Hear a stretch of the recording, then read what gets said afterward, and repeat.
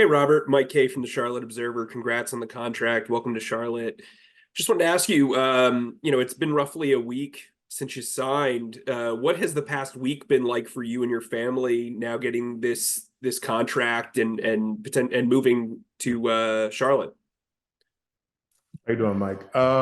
It's been good, man. I just honestly been taking it slow.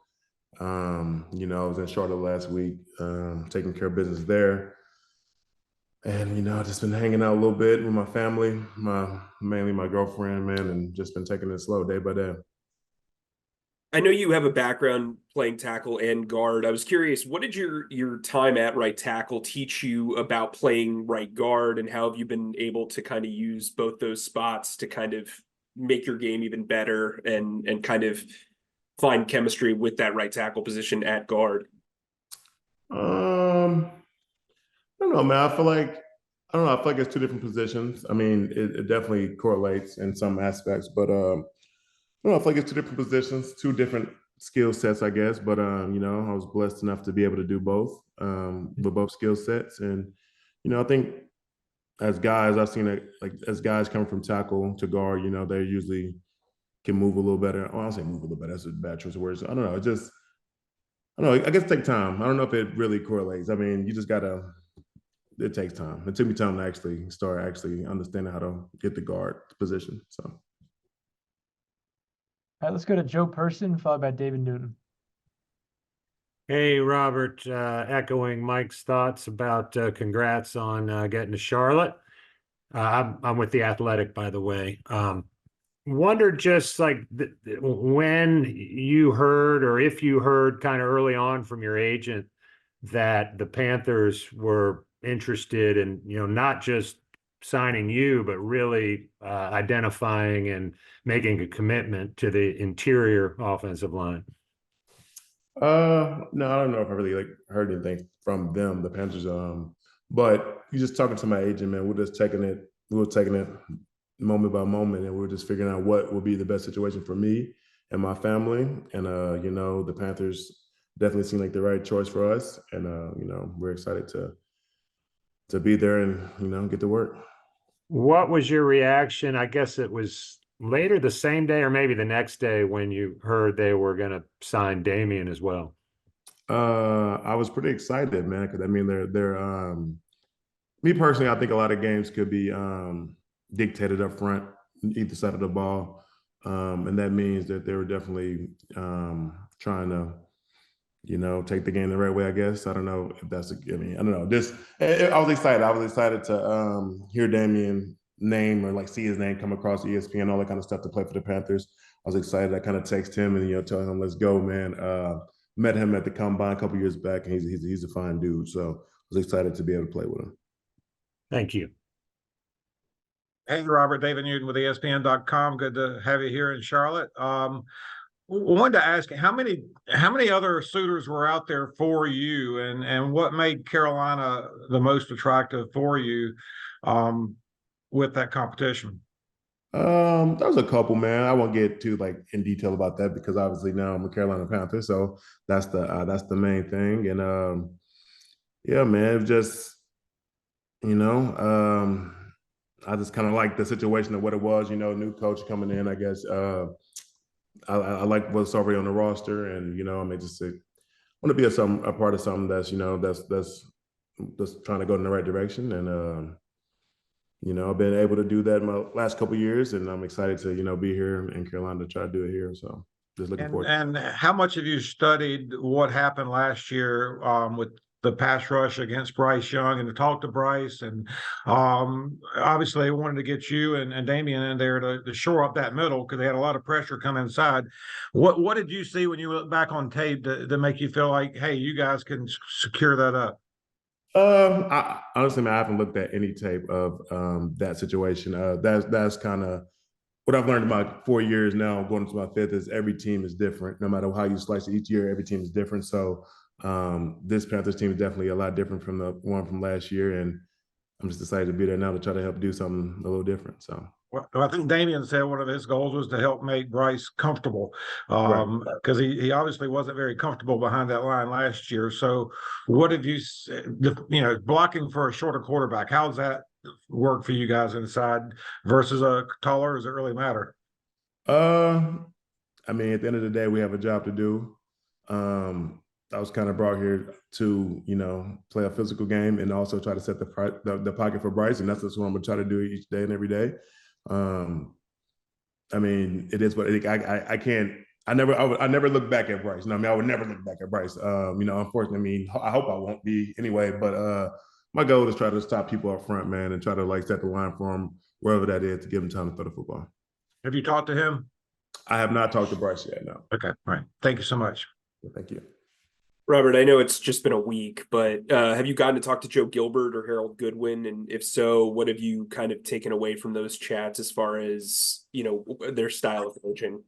I'm excited to, I've talked to those guys. Like I said, I was in the building last week. Excited to work with those guys, man. They've been in the game for a while. They know what they look like. And, I'm just excited to take something from them and implement it in my game, man. This is my 5th year. I've had 4 different O-line coaches each year. This will be my 5th. This is my 5th group of O-line coaches. But I'm excited to work with these guys, man, to see what they can help me bring out of me and me to see what I can even do, help bring to them or to the room. So I'm excited to work with those guys. That's a lot of transition, obviously, but is there something that you've taken away from all of those guys that's kind of like a central theme? I think so, man. I think I definitely took each coach, like each coach taught different things that I enjoy, and I kind of took that and put it into my game of where I think it fits, and it's worked out for me, I believe. So I'm just gonna keep trying to do that and working with these guys, like I said, who are OGs on the game. I'm excited to work with them and take pieces from them, and hopefully, it'll take my game to where I want it to be. Thanks, Robert. Thank you. All right, let's go to Darren Gant, followed by Joe Person. Robert, you got to see Derek Brown last year down in Miami. What's it going to be like? What do you remember about him, and what's it going to be like to see him across the line in practice each day? I'm excited to be teammates with Derek. Derek's a heavy-handed guy, athletic, physical as all get out. He's been fun to play against. I've played against him multiple times in my career now. He's been fun to play against, man. I know when I'm playing him, I got a buckle my chin strap. And, we just go at it. And I'm excited to be his teammate. We'll work each other, man. We'll iron sharpens iron, man, and we'll get better each day. And I'm just excited to see what he does on Saturdays. And, I'm sure you'll probably feel the same way about me. Hey, Derek, sorry, hearing you talk about Derek. Sorry, Robert. No, it's all good. You had mentioned being brought here in part to set a physical tone, and we've heard that from some other guys. How often did you hear the phrase dog or dog mentality from the Panthers? You know what? I was in my own lane, man. So I wasn't really like looking into any team really deep. I was still working here in Miami, doing what I was doing here. So the dog thing kind of came new to me, kind of when I signed or whatever. Just kind of heard it more then. But I think it's a bunch of dogs in that locker room. So I'm excited to get in and fit in and play with them.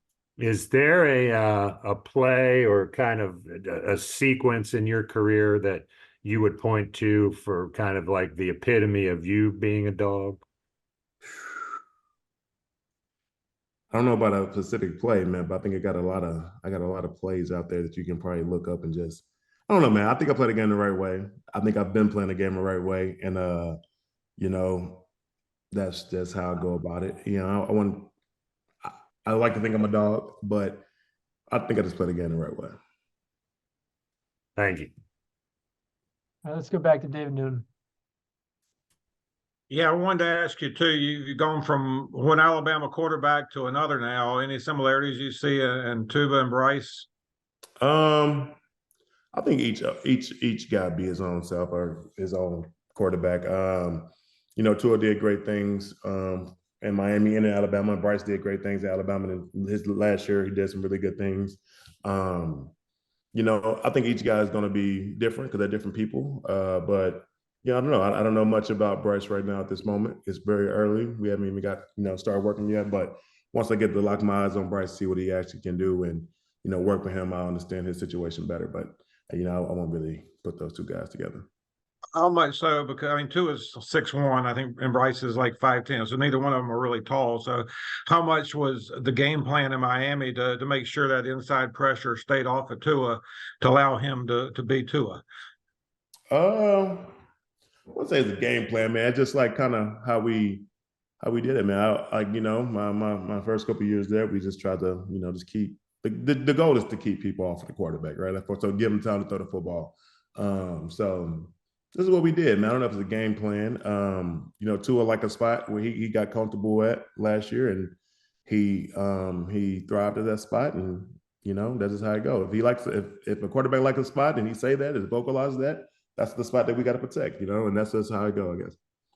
And could imagine when you went into free agency, $100 million? I was just kind of taking it day by day, man. I was taking, I wouldn't say I didn't imagine it. I think I'm a hell of a player. But I wouldn't say I was really thinking about it. I was just going through the motion, not even the motion, man. Like I literally live my day by day, moment by moment, second by second. So I wasn't trying to get too far caught up in it because I feel like it causes more anxiety that way. So I kind of just stayed back, man. That's who I am. Just take each day as its own and live that day. And then once the day came, it was a great day. Appreciate it. All right, let's go back to Joe. Yeah, Robert, just piggybacking on that, did you have anything that you're going to splurge on or do anything for family members, so to speak? I've been waiting on this conversation. So I need all you got to get your pens out. And if you know somebody in Charlotte, tell them I want a Cyber Tesla truck. I've been on this thing for multiple years. I told myself once I got the deal, no matter where I'm at in life, that will be my treat to myself. It's really hard to get these things, but if you guys know anybody, let's put it out there in the open for the people in Charlotte. Rob Hunt need a Cybertruck, Tesla Cybertruck. What makes those so rare, and like how much research have you done on these? I haven't done much research on it, but I have pre-ordered it 3 times, which they keep going up each time. So Elon Musk is a genius, of course. But I haven't done much research, man. But I love the way the truck look. I think it's really cool. It just caught my eye the day I heard it was coming out multiple years ago, and I just told myself, I don't need much. I'm very fortunate to be where I am today. No matter if the contract didn't happen a week ago, whatever it was, very fortunate, knowing my background. So I'm just grateful for the opportunity. But my only treat is the Tesla truck. What color you want? I think it only comes in silver right now, unless you can kind of get matte black and all that kind of stuff, I guess, if you soup it up. But I'll just start off with the silver and then I'll fix it up how I want to fix it up after that. Okay. You can paint any color you want for $100 million.